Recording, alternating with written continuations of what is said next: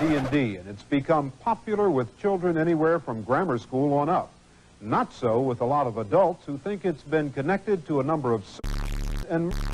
What's up, y'all? Since I just hit 666 subscribers, I thought I'd have a little 666 subscriber special by showing y'all this gem from 1985. Enjoy, and try not to get too mad. The idea of the game, which is played by highly imaginative and intelligent kids, is to assume the role of one of the characters. One game can go on for weeks or even months. The problem seems to be that some kids take it more seriously than others, take it a step further, playing a character who brings them the power in a game they couldn't possibly get in real life. About 2 months ago, a green eyeball was seen up in the sky. This eyeball was so big it blotted out the sun, okay? These young people are playing Dungeons and Dragons. It's an enormously complicated game in which each player chooses an imaginary character he'll assume. There are dwarfs, knights and thieves, gods and devils, magic and spells. It's a journey into a land of fantasy through complicated mazes where you use your wits to kill your enemies before they kill you, all in a quest for wealth and power. The Dungeon Master orchestrates and referees the game, creating scenarios both complicated and terrifying. There is no board, only the dice. I've never seen dice like these. All different sides. Six-sided. What's the point in that? They're for different things. The four-sided is used mainly for damage from a dagger and dart, and magic users hit points. Hit points is the damage that you can take before you die. There are those who are fearful that the game in the hands of vulnerable kids could do harm, and there is evidence that seems to support that view. Timothy Grice, 21, a shotgun suicide. The detective report noted D&D became a reality.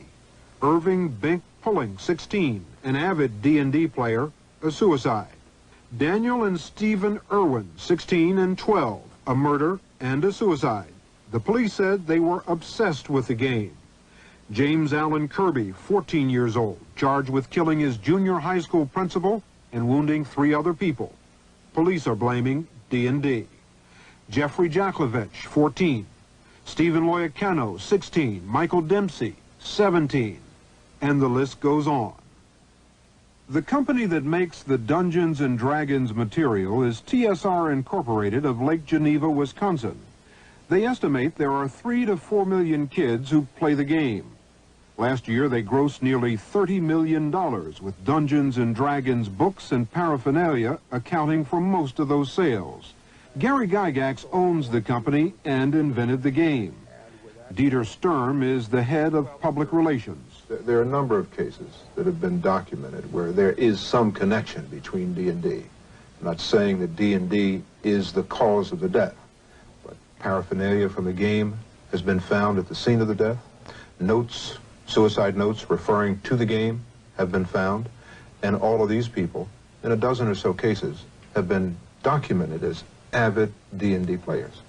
And you see no connection whatsoever? We see no connection for the fact that right now there's some 3 to 4 million players of the game actively throughout the United States. Right at this particular time, 1985, teenage suicide is epidemic across the country, with some 5,000 kids a year now taking their lives. I think that to say that because that child played Dungeons & Dragons, who's to say that that child does not watch television, does not participate in high school sports, or what per se?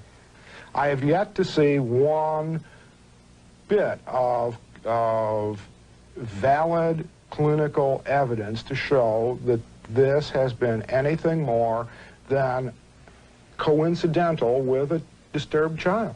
If you found 12 kids in murder-suicide with one connecting factor in each of them, wouldn't you question it? And that's all people would do. I would certainly do it in a scientific manner, and this is as unscientific as you can get. It's nothing but a witch hunt.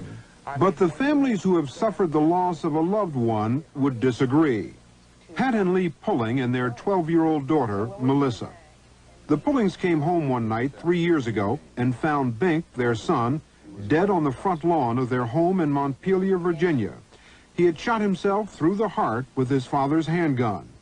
Until that night, they had never heard of the game Dungeons and Dragons. Then they began looking through his things.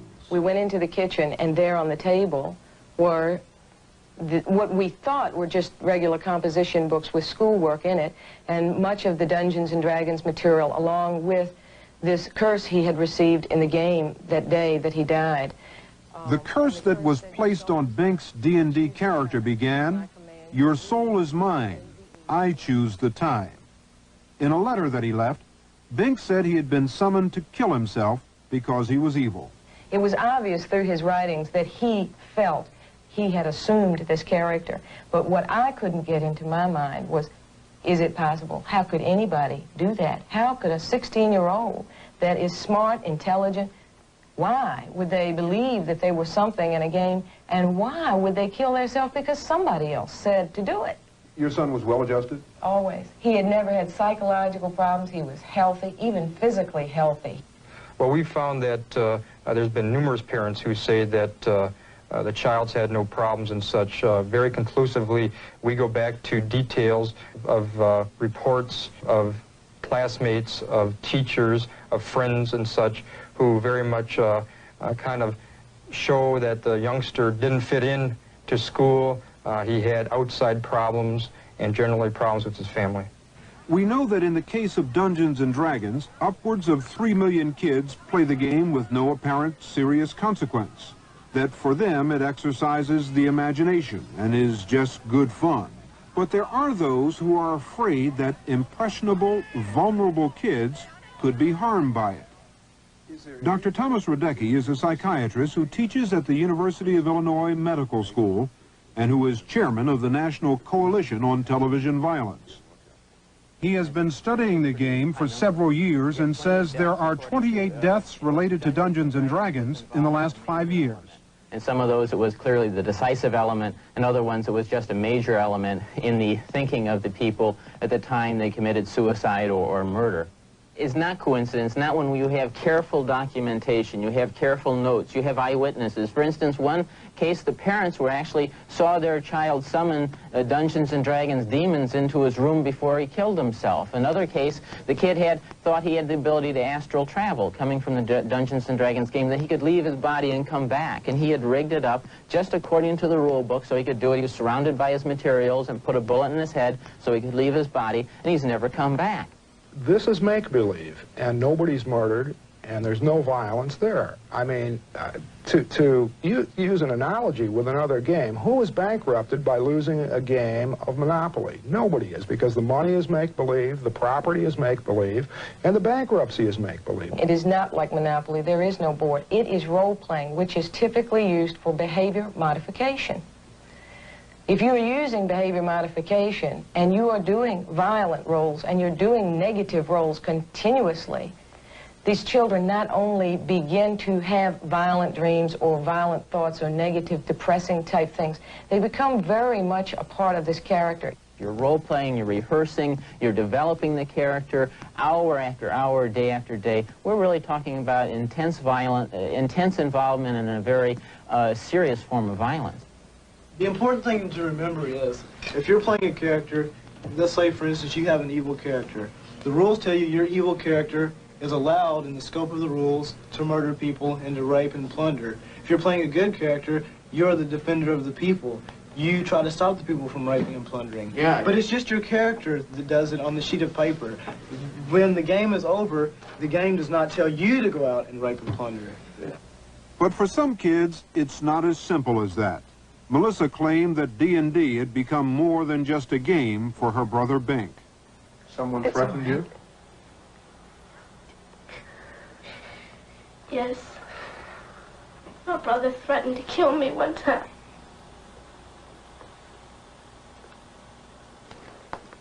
And we found out later that he had threatened to kill her if she told us that he was playing the game. She knew it, and she was actually scared for her life.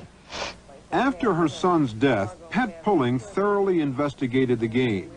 She felt so strongly that it was responsible for her son's death that she formed a network of concerned people to warn others about the dangerous aspects of the game. Because of her involvement with D&D, Mrs. Pulling is often consulted by police departments around. has placed you in a dreadfully precarious position. You're playing the most phenomenal game ever created. Your skin grows cold from your first glimpse of the enormous beast. It's a product of your imagination. Survival depends on a quick, decisive move. Your choices are limited. Stand and fight, or run. Use your lightning bolt.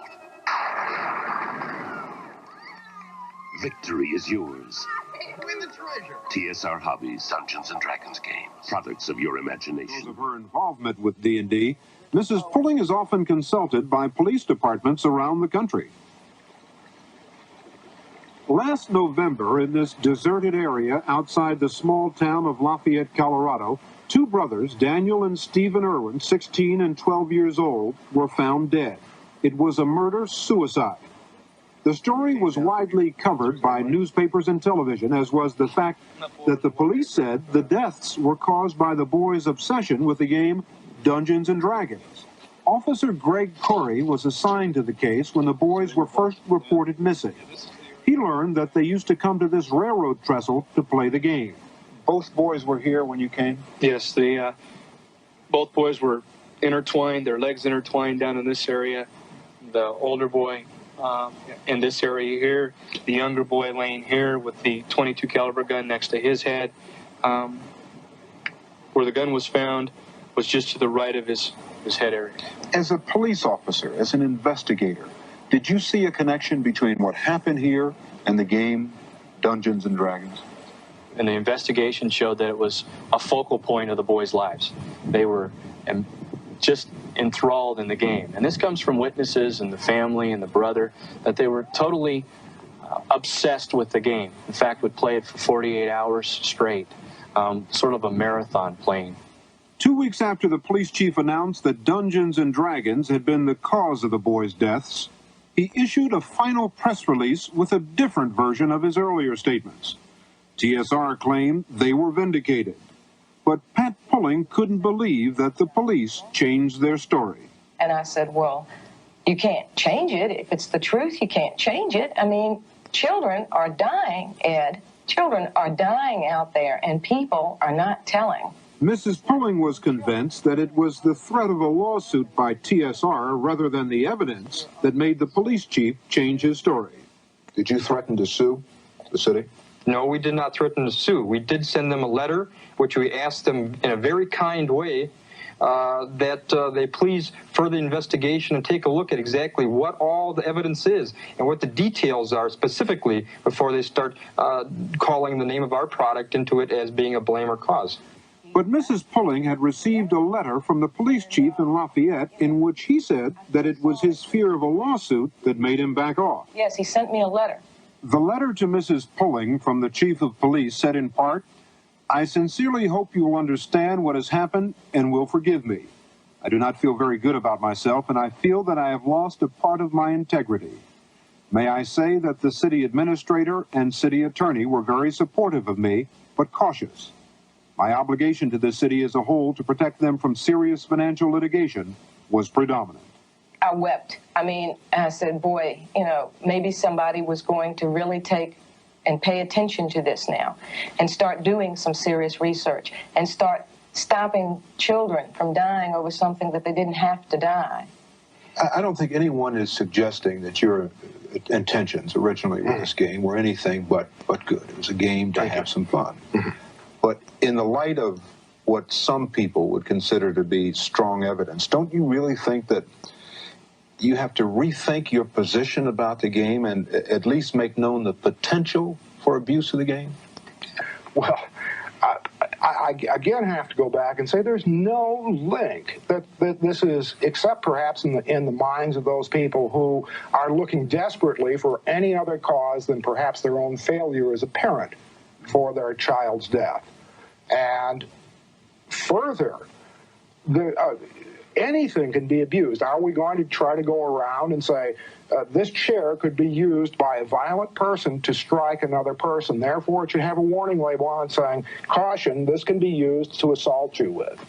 We would like an impartial inquiry by the Consumer Product Safety Commission to actually look into these deaths, to call the police, call the detectives forward, bring forth the evidence, bring the parents in, look at this. Let's have an inquiry, an open public inquiry, and let's find out the truth. This Friday, the town of Putnam, Connecticut will hold a town meeting to discuss whether Dungeons and Dragons should continue to be played in their schools. The suicide of a 13-year-old Putnam boy has once again fanned the controversy. On the phone, we asked two college students to call. My name is Sarah. To Sarah Maxa, he identified himself as Tom Radecki. To Rebecca Howland, He said he was a doctor, and I said, what kind? And he said he was a psychiatrist. but Dr. Radecki does not tell the prospective clients who call his 800 number a piece of information that we found in the state records in Illinois. 3 years ago, Illinois revoked Dr. Radecki's license to practice medicine. The grounds, engaging in immoral conduct of an unprofessional nature with a patient. In fact, the Surrogate Parenting Institute is Dr. Radecki's home in Urbana, Illinois. At first, he declined to be interviewed. I'm Anthony Mason with CBS. But later, he and his wife consented. When people speak to you over the phone and speak to you and you introduce yourself as Dr. Radecki, do you think they have the right to know that you've lost your license? I think they certainly I would tell people that if they asked. Do you tell them if they don't ask? No. No. No. My name doesn't appear on any letters that go out or anything like that. It's not used as a sales technique. But in this letter seeking business advice from Indiana surrogacy attorney Steve Litz, Dr. Radecki introduced himself. I am a psychiatrist. His conduct is, at best, a misrepresentation and more probably fraudulent. Realistically, what credentials does he have to do this? None. Nobody has to have any credentials to have a surrogate program. And that surrogacy experts say is the problem. The industry is almost completely unregulated. Donors and couples have to rely on the ethics and honesty of those who hold themselves up to be professionals in the business. Not only has Dr. Radecki advertised all over the country for egg donors, from Yale to UCLA. I'm 19. He's also recruited college women who've never had children to consider surrogacy. He said he thought it would be an interesting and exciting experience for me as a college freshman. But most surrogacy programs have a very different view. They're not mature enough. They have not had a chance to have their own children yet. Shirley Zager of the nonprofit Organization of Parents Through Surrogacy argues that until the industry is regulated, it's anything goes. And because of that, people like Dr. Thomas Radecki can open shop. Diane and Tom Radecki say they were only trying to help infertile couples. I suppose the public feel that we've been dishonest with them, and I'm very sorry. But we will still continue. I don't know if we'll continue. Yesterday, the Radeckis called CBS News to say they were disconnecting their phones and going out of business. In Urbana, Illinois, I'm Anthony Mason for Eye on America. Just ahead.